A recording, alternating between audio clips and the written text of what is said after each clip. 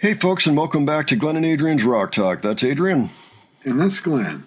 And today we're going to take a look at the wee warning from 2014, a couple of months before they recorded that cave version of Enter Sandman. They performed it live in front of an audience that looks to be quite young. It might be a school audience. I'm not exactly sure. I just thought it'd be really interesting to see them playing Enter Sandman even before they had that video. This would make Danny 14, Pau 12, and Ale a mere 9 years old. We just looked at the Rock and Roll Carnival, and this is a full year and a half before that. I'm assured that we can hear the sound pretty well on this, so we will just go ahead and check it out as is and discuss afterwards. Adrian, do you have any thoughts ahead before we dive into this one? Just looking forward to seeing the wee warning. This is definitely going to be, way back. Let's go ahead and check this out, and we will discuss after. Alrighty.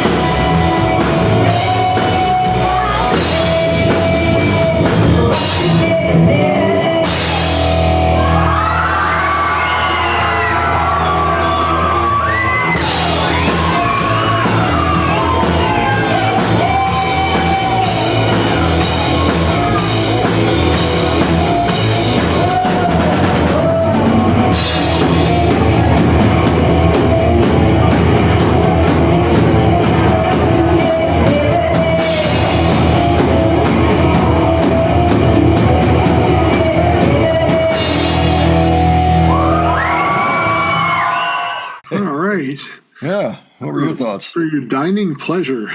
That's right. Yeah, it's so funny. Towards the beginning of the song, it was funny to see people still trying to have a conversation, even with Pow's bass drum right there sitting at the table, you know, and the monitor right there, the floor monitor right there. So I'm like, well, good luck. But, I mean, eventually they turned most of their attention to the band, which was good. But, yeah, a little hard to hear the bass because it was coming out of that amp behind Allie that was actually more of a guitar amp, not really set up for the bass guitar. Isn't going to carry that well. Maybe I don't know if they had it mic'd or not. I don't think they did, though. I think it was just coming out. Maybe there was a direct line. Hard to say. I mean, clearly there's some sound being managed off stage because whoever that was to come over and who came over and adjusted the mic and the bass drum clearly was trying to fix the sound in the room. We couldn't really hear the backing vocals, unfortunately. Now I lay me down to sleep and all that, you know. Couldn't hear that, but understandable, you know. I mean, these are early days. Not bad still. It's pretty interesting to see. So Pow is somehow very entertaining in this one visually. You know, she's just beating the crap out of the drums and doing the early Pow moves. Mm-hmm. She's still working on them, it looks like. Oh, yeah. She's still building them up. She's probably got bigger, you know, in terms of her movements and everything. But yeah, she's pretty entertaining at this point. That does look like her kit. I don't know if the gear that they're using is theirs, though. It doesn't look familiar at all. And in fact, it kind of looks like school gear. You know, it looks like gear that gets used a lot, you know, by whoever happens to be around. And that's fine. I mean, that's fully appropriate for the situation here. Danny does have some type of pedal board. I can't really tell what it is or if it was hers or what, you know, probably was. But anyway, a very interesting clip. Overall, a nice piece of history. Pretty interesting to see them at this point with people just not really paying that much attention, you know. I mean, we saw that on the Halsey tour, but we expect that, you know, and at least it's in front of a lot of people who are probably, many of them, Googling while they're playing. So, you know, there's that. So anyway, it was a cool thing to see. I appreciate the suggestion. Folks, why don't you let us know what you thought of this? Yeah, anything that you think we missed, by all means, leave it below. If you have other suggestions for us, leave that there too. And if you enjoyed this video, please give it a like. And if you enjoyed our presentation, please subscribe. All right. Thanks so much for joining us today, and we'll catch you on the next one. All right. Take care, folks. See you all later.